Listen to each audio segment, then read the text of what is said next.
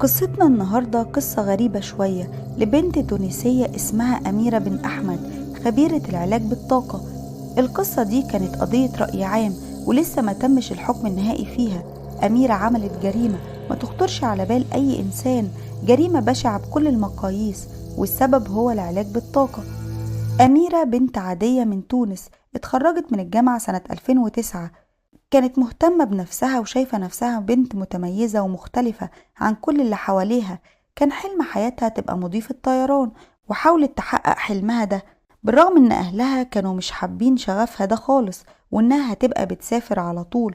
بس ما وقفوش قدام حلمها، وقدمت في شركات طيران كتير، واتقبلت في واحدة من أكبر شركات الطيران في الإمارات، واستقرت في الإمارات وبقت تنزل لأهلها أجازات في تونس. أميرة هناك اتعرفت على ثقافات كتير، كانت مهتمة قوي بعلم الطاقة، وكان عندها إيمان بيه جدا، وإن كل إنسان يقدر يغير الطاقات السلبية اللي جواه ويحولها لطاقة إيجابية ويحقق كل اللي بيتمناه. وللأسف بدل ما تحاول تقرب لربنا وتقرأ القرآن وتصلي وتلاقي فعلا نفسيتها اتحسنت، لا دي فضلت تدور على خبير طاقة يساعدها. ودخلت بقى في قراية الفنجان، وحد يقول لها قراية ورق الطاروت والمستقبل هيحصل فيه ايه وطريق الدجل ده. وبحكم شغلها سافرت دول كتير، وتعرفت على ناس أكتر من اللي بيسموا نفسهم خبير طاقة أو معالج روحاني. وكان عندها فضول وحب استطلاع جدا للعالم الغامض ده، وابتدت فعلا تحضر جلسات في موضوع الطاقة، وبقت تدفع فلوس كتير زي ناس تانية بنفس فكرها ده عشان تخرج الطاقة السلبية اللي جواها وتبدلها بطاقة إيجابية، وحياتها تبقى أحسن، وتقدر تتحكم في الطاقة بتاعتها وتتحكم كمان في مصير حياتها. فضلت تشتغل مضيفة طيران عادي، لكن في وقت فراغها كانت بتحضر جلسات الطاقة كتسلية وحب، وإيمان منها إن في ناس عندها قدرات خارقة بتساعد غيرها في تحسين حياتها. وفي سنة 2017 اتعرفت أميرة على عمر، مهندس مصري مقيم في الإمارات، شغال هناك وحالته المادية كويسة. اتجوزوا بالفعل، وكانت أميرة أكبر منه ب4 سنين، لكنها ما كانش باين عليها السن. الحياة كانت كويسة جدا بينهم. وبعد الجواز هي كانت بس بتسافر كتير، وهو عارف اهتمامها بعلم الطاقة وحبها انها تحضر الجلسات بتاعته، وهو كان متفهم جدا لده وبيشجعها انها تعمل الحاجة اللي بتحبها. وفي سنة 2020 عرفت أميرة إنها حامل، وفرحت جدا هي وعمر لأن ده كان حلم من أحلامها. بالرغم إن تفرغها للطفل ده هيأثر على شغلها كمضيفة، لكن هي ما كانش فارق معاها، وجابت بنت وسموها رنا. رنا غيرت حياتهم جدا، وبقت هي كل حياتهم ومحور اهتمامهم. وبعد الولادة اتغيرت أميرة جدا، وبقت بتقول إنها بتشوف حاجات محدش غيرها بيشوفها، وبتشوف كمان الحاجة قبل ما تحصل، وده لأنها حست إنها عندها قدرات خارقة غير باقي الناس. ووصلت لمرحلة من العلم إنها بتتحكم في الطاقة بتاعتها، لأنها كانت بتحضر جلسات للطاقة كتير، واللي أثرت فعلا على شخصيتها. أميرة بقت تحضر جلسات كتير للتأمل، سواء الموسيقى أو اليوجا والعلاج الروحاني بشكل عام. وبالفعل خدت ورشة تدريبية في علوم الطاقة في إيطاليا في مركز متخصص هناك، وبعدها خدت من المركز ده شهادة معتمدة إنها خلاص بقت أستاذة للطاقة. ومن هنا اتغيرت حياتها. اشتغلت بالفعل في الإمارات، وفتحت مركز خاص بيها للعلاج بالطاقة، وعلقت كمان الشهادة بتاعتها في المركز، وكانت بتقدم فيه العلاج بالتأمل وقراية الكف والتنجيم وقراية ورق الطاروت. وطبعا كل ده كان بمبالغ كبيرة للزباين اللي بتيجي المركز ومؤمنة بالكلام الفاضي ده، زي العلاج بالموسيقى والعلاج باليوجا. عمر جوزها كان شايفها بتنجح وتحقق ذاتها وبتعمل حاجة بتحبها، وكمان بتكسب فلوس كويسة. زباين أميرة كتروا، وهي اتعرفت واشتهرت سنة ورا التانية، وبقت خبيرة للطاقة، وبقوا يستضيفوها في برامج التلفزيون عشان تعلم الناس وتعرفهم بعلم الطاقة، وازاي يتخلصوا من الطاقة السلبية اللي جواهم ويتحكموا في الطاقة بتاعتهم ويحولوها لطاقة إيجابية. وفي سنة 2023 عمر جوزها جاله عرض شغل كويس قوي في مصر، ويرجع لأهله وبلده. وأميرة رحبت جدا بالفكرة إنهم يبقوا في مصر عشان هي كمان تتعرف هناك وتاخد شهرتها زي الإمارات. موضوع بس عايز علاقات ودعاية، وتاخد شهرتها كمان في مصر وتنجح. أميرة خدت ورش كتير للطاقة سواء في إيطاليا أو في مصر، لكن أهم ورشة خدتها كانت في مصر سنة 2021، والورشة دي اللي غيرت كل حياتها. الورشة دي كانت في منطقة الأهرامات، وكانت لخبير إيطالي للطاقة، ودي كانت بداية اللعنة. أميرة حضرت الورشة دي لأن واحدة صاحبتها قالت لها عليها، كانت لخبير إيطالي بيدعي إنه عنده علم في عالم الروحانيات. الخبير ده اسمه شيفاناندا سواميجي من إيطاليا، مواليد 1975. بدأ في علم الطاقة والروح بعد ما جات له غيبوبة لما تعرض لحادثة وهو عنده 16 سنة. وقال إنه لما كان في الغيبوبة إن روحه سابت جسمه، وشافها وهي بتطوف فوق السرير بتاعه في المستشفى، وشايف إن كل البشر عندهم نور في قلوبهم ممكن ينور كل حياتهم. والخبير ده بيعمل ورش عمل لفهم الطاقة والعلاج بيها. أميرة وعمر وبنتهم رنا استقروا في مصر، استقروا في منطقة الرحاب. كان عمر مركز في شغله، وأميرة كانت مهتمة بعلم الطاقة وليها مركز خاص بيها، مركز للطاقة والتأمل، وبالتحديد العلاج بالموسيقى بأدوات غريبة وجو غريب بيخلي الواحد يطلع من الجلسة دي ويحس بإحساس غريب جدا، وكأن الجلسة دي ليها علاقة بالجن والسحر، لأن اللي في الجلسة بيحس إن في حد تاني معاه، بيحس بوجوده بس مش شايفه. أميرة وسط الجو ده كانت بتكلم ناس وتسمعهم، ومحدش غيرها في المكان كان بيسمعهم غيرها.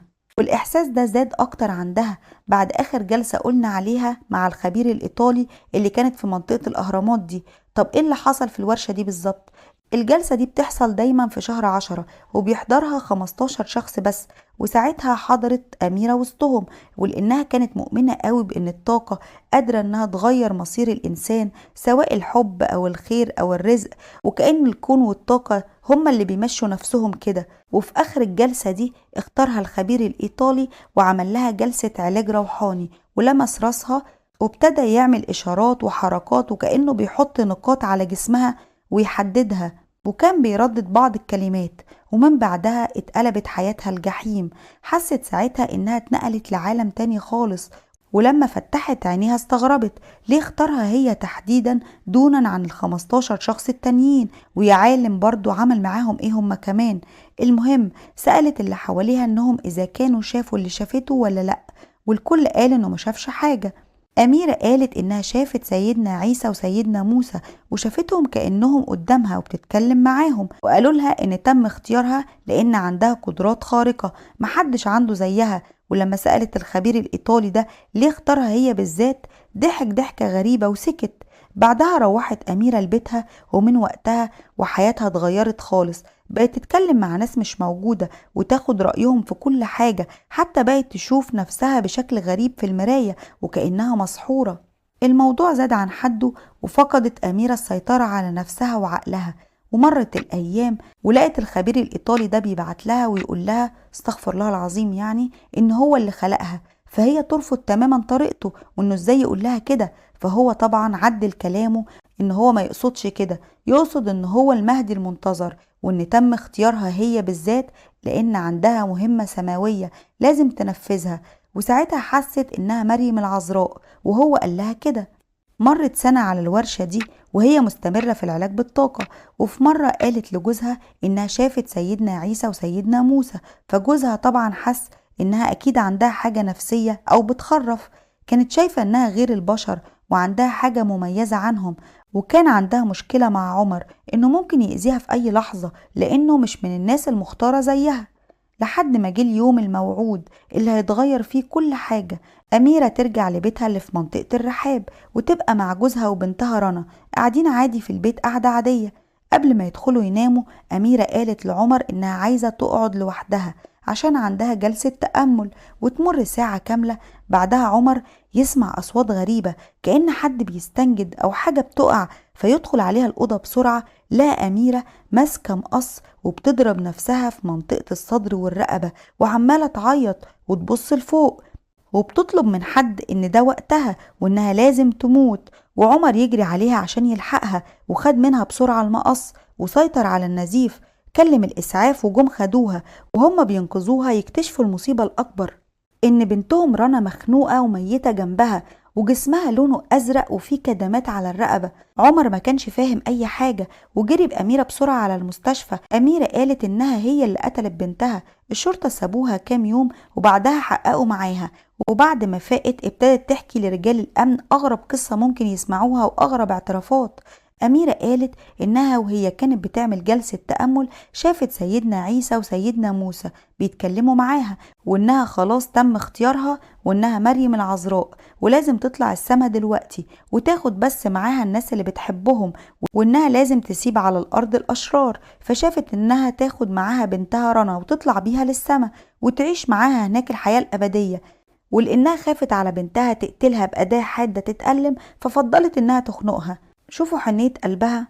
ولما اتأكدت إن بنتها ماتت حاولت تقتل نفسها، وزعلت قوي إن عمر أنقذها، إنها ملحقتش بنتها رنا وطلعت معاها للسما، وإن كل ده كانت أوامر سماوية من وجهة نظرها، وإنها زعلانة إنها ما بقتش تشوف خلاص الناس اللي كانت بتشوفهم، وعمالة تأكد لرجال الأمن في التحقيقات إنها ستنا مريم العذراء.